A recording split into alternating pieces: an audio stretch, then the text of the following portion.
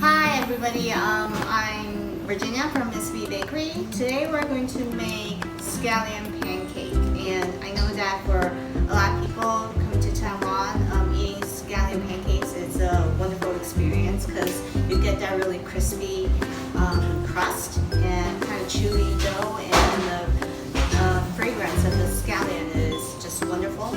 But then when you go back to the States, or when you go back home, you can't really get that kind of scallion pancake anymore. So sometimes you buy it at a supermarket, but the frozen ones, it kind of tastes like it, but it kind of doesn't. So what I'm going to do right now is I'm going to teach you how to make scallion pancake from scratch.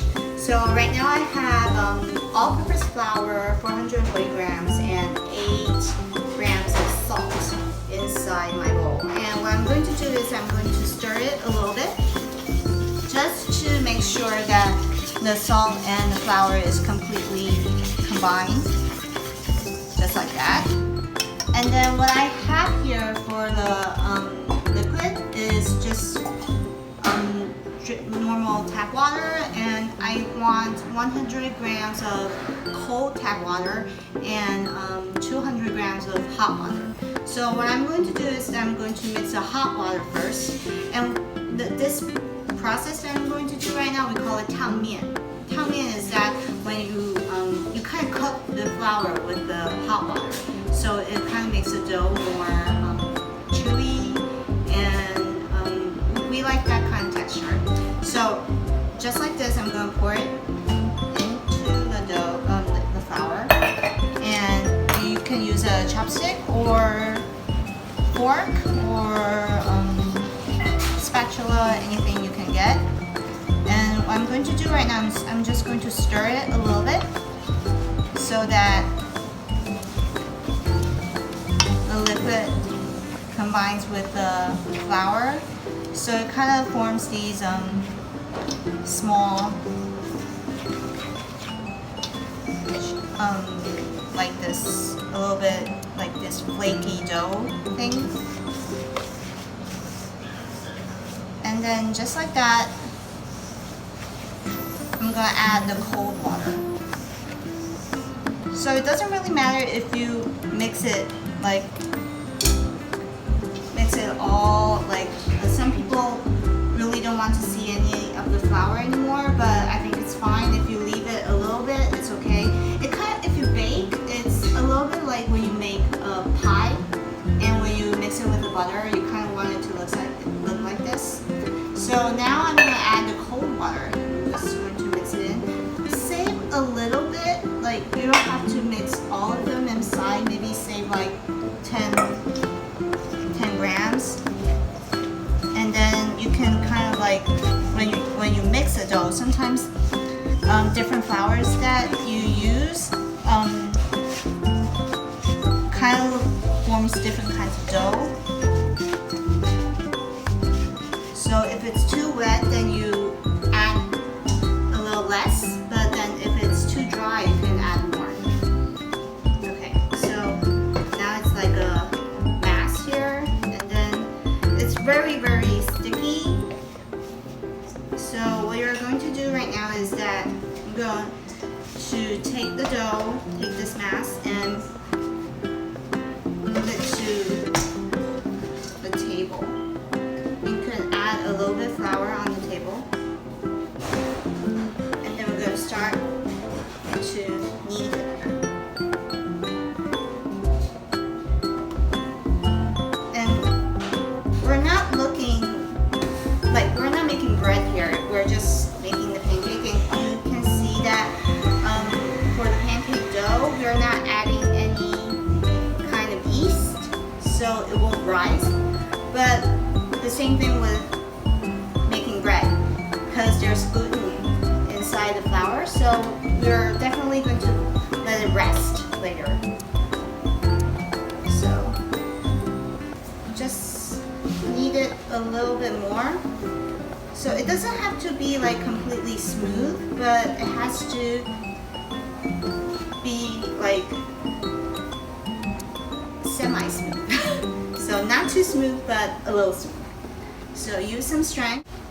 So you can see like the dough is not that sticky anymore. And my table is pretty clean. The same with my hands. Not so many dough sticking to my hands anymore. So just maybe needing like 5 minutes. Making sure that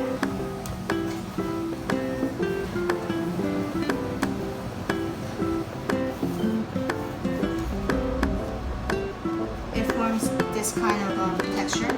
So a little bit smooth, but not that smooth. It's not that sticky anymore. Basically, it doesn't stick to my hand, and this is done. So we're going to move back the dough into the bowl, and then we're going to put a wet towel on top. So here, we kind of want the dough to rest at least for 30 minutes, or if you can, maybe an hour. Then we'll if the dough is fully rested, then the next time, like when we take it out and then we roll it out, it won't break that easily. So here I have a dough that I already made this morning. So like this, you can see that when I put it in, well, I didn't put oil in the bowl from this one, but then you can if you want, then the dough won't stick to the bowl. So just like that, and then I'm gonna use my knife. So if you want, you can weigh your dough, maybe like 150 grams per dough to make one pancake, or you can just do whatever you like. You can make a small one, a big one, but normally 130 to 150, I think it's a good shape.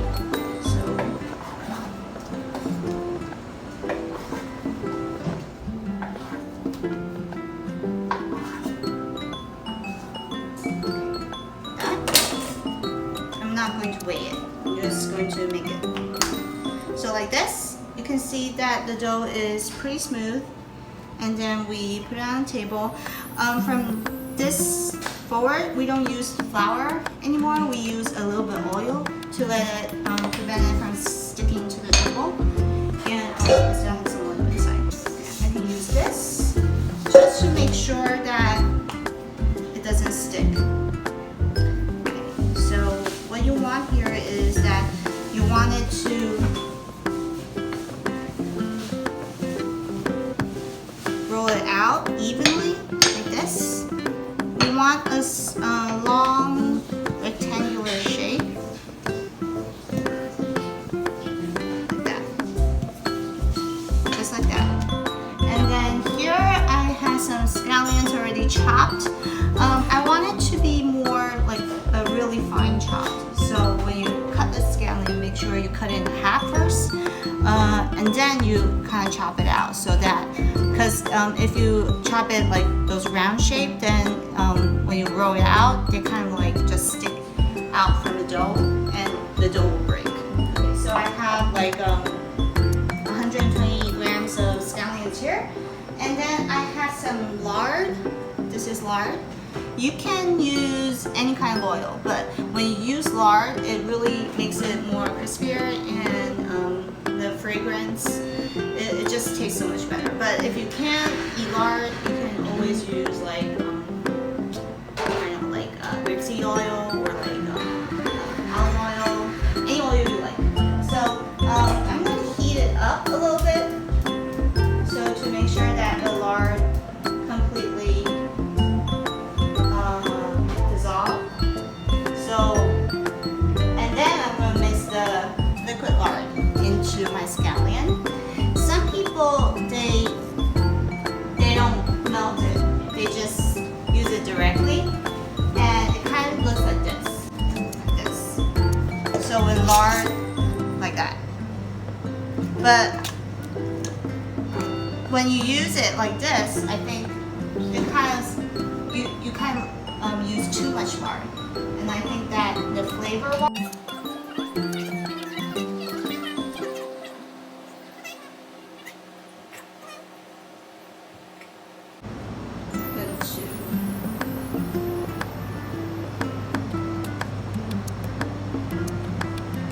So this way you don't use as much oil as you would use, because it's just a little bit. And normally when you do this, you can smell the scallions, coming out, the flavor, because of the heat of the lard, kind of like sizzle. Okay, so just like that. And then I'm going to add a little bit of pepper. You can use black pepper, white pepper, any pepper you like. I like a little bit of black pepper. And you don't have to add it if you don't need it. Okay, just like that. And some may ask that do I need to add salt into it? I actually don't, because I already add salt into my dough. So my dough already tastes salty, so I don't add salt to the scallions. And the reason that I do that is because when you add salt to the scallions, it kind of makes a liquid come out from the scallion, and it will make your dough your pancake really soggy. So just like that. Okay. A little bit of the scallions. Not too much, you know, I always get a little bit greedy, so I always tend to add too much of the scallions. But the thing is that if you add too much, it will really break the dough. And it's not that you can't break it. I mean, if you really do break it, you can still eat it, but it doesn't look that pretty anymore. So just like that, that is enough. And then what I'm going to do is that, you know, like when we make cinnamon rolls, it's actually the same process. So you fold it in like that, and then you fold it, and then more, and then leaving a little bit of space at the bottom so that you can still seal it like that. So we seal the dough like this. Okay, and then you seal both ends like that. So now the scallions is completely folded inside the dough, and then now what we're going to do is that we want to make this dough a little bit longer, so then later when we roll out, we get more rolls. So like this. And the thing is that if you don't really let it rest, it will break so easily when we do this. But if you let it rest a little bit more, like I said, more than an hour, it will be easier to do this without breaking the dough. So give it a little bit more strength to it, and then we can see it's longer than before. And then from both ends, we kind of roll it inwards like this. Okay, so when you get that shape, you put it down like this, and then you can move either side, you put it on top like this, and then you use your thumb and then you press from the middle downwards like that. So now like make it one on top of each, so it kind of have more layer. So just like that, we put it on the side, and then we finish all 5. And later on, I'm going to let this rest in the fridge for like at least an hour, or if you can make this the day before and put it inside the refrigerator for overnight. And then when you want to eat it, you just roll it out into a pan and then you fry it. So later on, when I let it rest for an hour, I'm going to fry it, and then I'm not going to add any oil to the pan because we already have oil inside our scallions, and that makes this, when you fry it without oil, the crust kind of makes it more, well, it's lighter, but you can still get that hard and crispy taste. Okay, so now we're back, and this dough has rested for like I think more than 1 hour, so it's supposed to be really easy for you to roll it out. So I'm just going to pick 1 or 2, and when you take it out, you can put it in the fridge or you can just put it outside. It doesn't matter. But if it's really hot outside, I would recommend you to put it in the fridge. And then when you oil your table a little bit, and then press it down like this. And if the scallions comes out from the dough, it doesn't really matter. It's okay. It's just that when you fry the pancake, you have to be careful for the scallions will burn a little bit. And then when you press it down, you can start rolling. Turn it a little bit.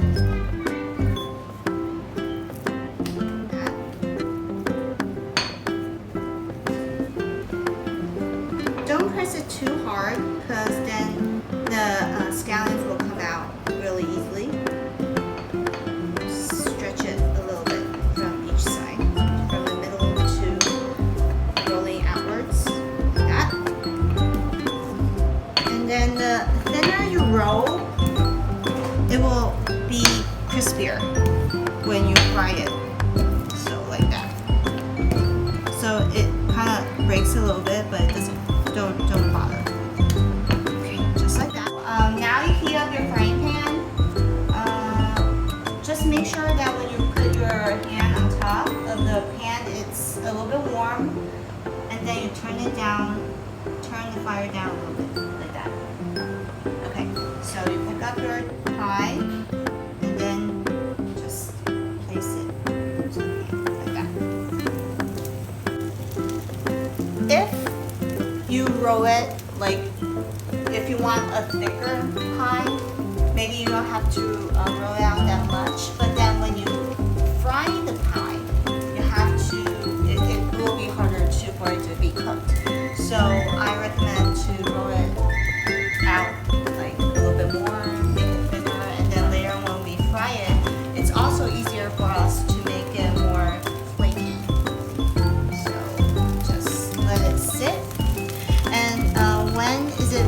When will be the best time to flip the pie is that when you see the dough turning a little bit transparent. So you can see it a little bit here already that the color is changing. Okay, so I already flipped it again. Now I'm going to use this technique to make it really flaky. So like that. You use two of your tools like that, and you kind of squish it. Make sure you do this when the dough is like, the pie is completely cooked. Remember the layer that we did before? When it's completely cooked and you do this, it will become more, it will kind of like break a little bit, and that's when you get those really crispy crust.